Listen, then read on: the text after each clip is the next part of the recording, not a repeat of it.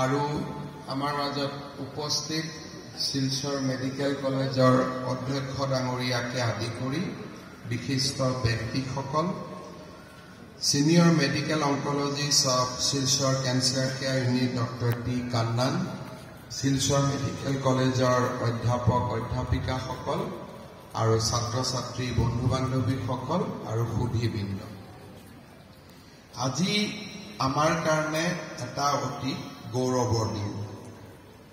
ৰাজ্য চৰকাৰ আৰু টাটা ট্ৰাষ্ট এই দুইটা অনুষ্ঠান লগ লাগি আমি অসমত এটা ডিস্ট্রিবিউটিভ মডেলত ক্যান্সার কেয়ার স্ট্রাকচার এটা বা ইনফ্রাস্ট্রাকচার এটা নির্মাণ করার বাবে সিদ্ধান্ত লৈছিল।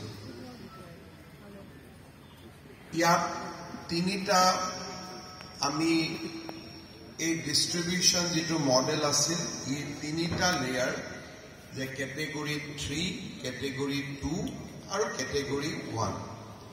আমাৰ জিলা হস্পিটাল বিলাকত আমি ক্যাটেগৰি 3 আমি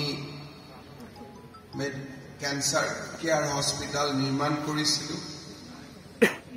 মেডিকেল কলেজত ক্যাটেগৰি 2 আৰু ফাইনালি গুৱাহাটীত আমি এপেক্স ক্যান্সাৰ কেয়াৰ হস্পিটাল এখন নিৰ্মাণ কৰাৰ বাবে সিদ্ধান্ত লৈছিলো।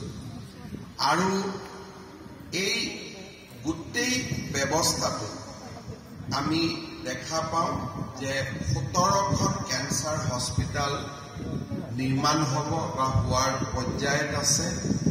আৰু এই সমগ্ৰ ব্যৱস্থাটোত 3,700 crores 3,700 কোটি টকা বিনিয়োগ কৰাৰ প্ৰস্তাৱ লোৱা হৈছে।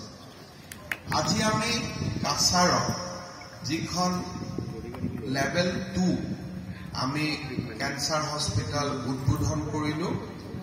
এই ক্যান্সাৰ হস্পিটালত 265 কোটি টকা ব্যয় কৰা